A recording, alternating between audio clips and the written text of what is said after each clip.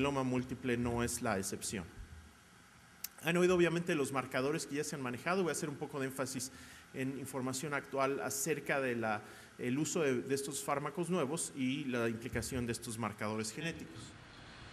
Incluso ya se sabe que en un futuro no muy lejano, probablemente en los próximos 12 meses, ya se puede hacer la secuencia completa de una persona por menos de $1,000. Eso todavía no es alcanzable a nivel mundial, pero por menos de $1,000 en los Estados Unidos es básicamente la tercera parte de lo que cuesta una resonancia magnética. Entonces, para el paciente con cáncer va a ser una de nuestras pruebas comunes. Cuando esto baje a $100 o a $200 va a ser digerible y va a ser tan común para los oncólogos de 20 años como es para nosotros ver, por ejemplo, una biometría hemática. Sería injusto no hablar como un actor muy importante en todo lo que ha sucedido en el mieloma múltiple del doctor Barloggia en la Universidad de Arkansas. El doctor Barloggia tenía un entendimiento de la enfermedad en el que él predica que la intensidad del tratamiento tiene que ser muy importante para tener buenos resultados a largo plazo. Y si bien sus esquemas no son seguidos por la mayoría de las personas, los principios de intensidad y tratamiento a largo plazo al parecer están siendo validados por los estudios recientes. Esta es una laminilla que me prestó él mismo, en la que ven el análisis de sus análisis clínicos, los estudios de Total Therapy, la terapia total, en el que empiezan a ver que hay curvas que se empiezan a aplanar a largo plazo, sugiriendo, en sus propias palabras, que algunos de esos pacientes quizás se puedan estar curando de la enfermedad. Si uno lee cualquier capítulo de un texto de hematología, de medicina interna, y se va a la parte del mieloma, incluso si lo vemos en el up-to-date probablemente, la primera oración va a decir el mieloma es una enfermedad incurable. Y la pregunta hoy en día ¿es cierto esto para todos los pacientes? ¿Cuál es la información de que tenemos algunos pacientes que se puedan curar? Y regresando un poquito al tema de la biología, dentro de los mismos estudios que se han hecho en la Universidad de Arkansas, una de las cosas que ellos ya hacen de rutina es usar los microarreglos. Usando los microarreglos, ya les mostraba aquí que separan a los pacientes en alto y bajo riesgo, lo hacen de rutina. En la curva roja de abajo se ve que es un 15% de los pacientes que se determinan ser de alto riesgo. Esto se puede determinar de muchas otras formas.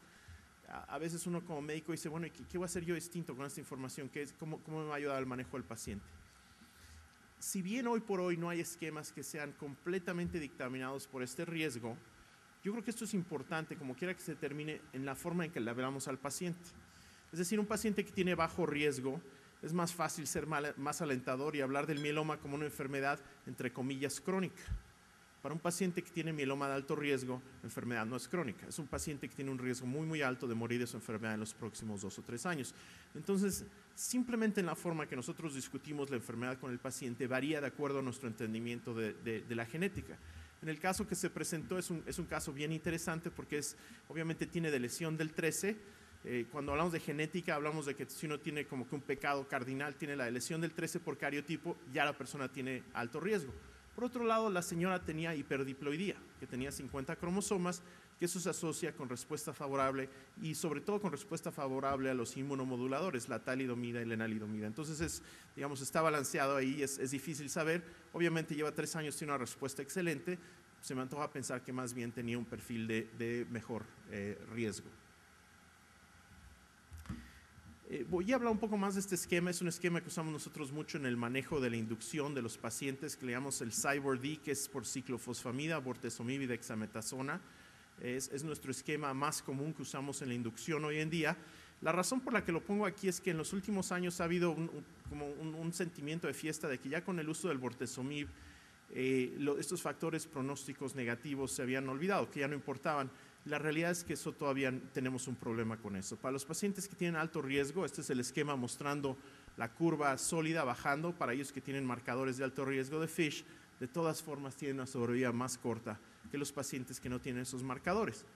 Este es un estudio pequeño. Este es otro estudio que mostró María Victoria Mateos del grupo de Jesús San Miguel en Salamanca, en el que veían un grupo muy grande de pacientes, aplicaban estos marcadores pronósticos, la 4-14, la 14-16 y las de lesiones del 17, y desafortunadamente se veía todavía un efecto importante en la sobrevida de los pacientes. Yo creo que lo que pasó es que estábamos un poquito confundidos por error de tipo 2, estadístico, falta de poder. Con más seguimiento y con más número de pacientes, es claro que estos pacientes todavía tienen una enfermedad más agresiva y para ellos necesitamos obviamente esquemas mejores en su tratamiento. Esto no es una prueba de lectura para los que están atrás digamos, de la audiencia y el auditorio, es simplemente un reporte que quiero mostrarles que generamos nosotros en la clínica en forma de investigación. Esto no es algo que se le cobra a los pacientes, en el que hacemos los microarreglos de rutina para todos los pacientes que vemos con mieloma múltiple. Y esto es básicamente porque tenemos un registro. Y es otra característica del registro, otra vez para hablar de los registros. En este caso queremos tener los microarreglos en nuestros pacientes y vemos, por ejemplo, aquí los clasificamos de acuerdo a la clasificación que usan en la Universidad de Arkansas también, de qué tipo de clasificación tipo TC, el factor de riesgo según sus genes. Tenemos otra vez 2 esquemas de proliferación que nosotros checamos, que han sido publicados para el mieloma múltiple. Esta firma que le llamamos de centrosomas la publicamos nosotros, que identifica mielomas muy agresivos, y también algunos marcadores de calidad aquí, por ejemplo, como el grado de contaminación de la muestra y el porcentaje de células plasmáticas.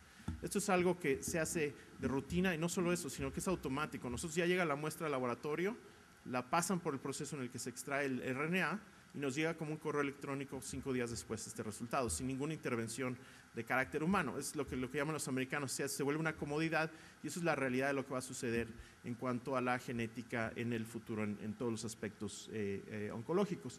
Y para aquel que dude, obviamente, yo me estoy poniendo mi sombrero de investigador, no necesariamente de la práctica nada más, pero de investigador. Estas cosas eventualmente pueden tener tal importancia que van a demostrar su valor en cuanto a economía. Si uno tiene una firma que dictamina que el paciente va a ser resistente a bortezomib, no tiene caso ni siquiera gastar en el primer mes, que va a costar mucho más que cualquiera de estos ensayos. El segundo tema que quería comentar es que hemos hablado del mieloma, le llamamos mieloma múltiple. Hace unos años tuve una editorial que llamamos Múltiple y Muchos, porque hay muchos tipos de mieloma, obviamente las translocaciones y que si la hiperdiploidía, etc. Y ahora sabemos que es incluso más complicado, porque dentro de cada mieloma hay subclones que son de carácter muy importante para el resultado final de los pacientes. Les voy a mostrar un caso que ejemplifique esto en forma muy clara. Entonces tenemos los subclones, todos son relacionados, todos son hermanos o primos o lo que sean, tienen un mismo ancestro, pero tienen características genéticas ligeramente diferentes que van a estar dictaminando resistencia, proliferación o grados de apoptosis. Este es un paciente que nosotros lo estudiamos en muchas ocasiones. Tuvimos la oportunidad de recolectar muestras tanto de la sangre como de la médula ósea en distintos puntos. Se trató primero con Revlimid dexametasona, luego estuvo en ensayo clínico de la nueva droga, el carfilzomib, que es el nuevo inhibidor del proteasoma, un par de ensayos clínicos más. Eventualmente el paciente tiene enfermedad muy agresiva, progresa y muere a consecuencia de la enfermedad, pero teníamos muchas muestras. Y como fase final de esta enfermedad, el paciente tuvo una leucemia de células plasmáticas. Bueno, en cada uno de estos puntos, ya hoy en día hemos hecho la secuencia, tenemos la secuencia, todo eso está en análisis, pero también le hicimos este estudio que se llama el CGH, que es la hibridización comparativa, en la que uno puede buscar cambios de pérdida o de ganancia de fragmentos del DNA. Si uno lo identifica, entonces ya puede regresar con sondas de FISH y preguntar, ok, ¿cuántas células tenían esa lesión o cuántas células tenían tal o cual amplificación? Aquí hay algunos ejemplos. Esto es a nivel genoma. Uno ve, por ejemplo, la muestra en el diagnóstico, la muestra en la recaída, muy semejantes en algunas cosas. Por ejemplo, esta de lesión que estaba aquí está acá, pero vemos que el paciente tiene ahora una amplificación del cromosoma 1 en la recaída que no se había visto al momento del diagnóstico. Esto es, digamos, muy global. Si nos empezamos a enfocar, vemos que hay, por ejemplo, en esta región hay una deleción al diagnóstico que se encuentra igual en la recaída. Pero por otro lado, en este otro cromosoma hay lesiones que están presentes al diagnóstico, que desaparecen, y otras nuevas que aparecen en la recaída. Y eso básicamente nada más es porque hay distintos clones que van apareciendo o desapareciendo de la enfermedad. Entonces uno puede tomar, por ejemplo, una sonda de FISH aquí y prueba qué porcentaje de células tenían esa lesión. O había algunas células con estas lesiones al momento del diagnóstico, es algo que no sabíamos.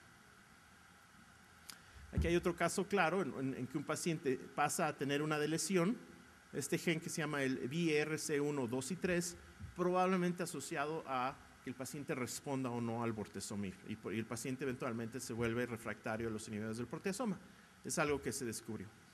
Lo que es bien interesante es tratar de poner todo esto junto. Esto es un esquema, simplemente importa ver los colores. Teníamos 4 clones, digamos el clon 1.1, 1.2, 2.1 y 2.2. Al momento del diagnóstico, pues la mayoría era el clon principal, el tipo 1.1.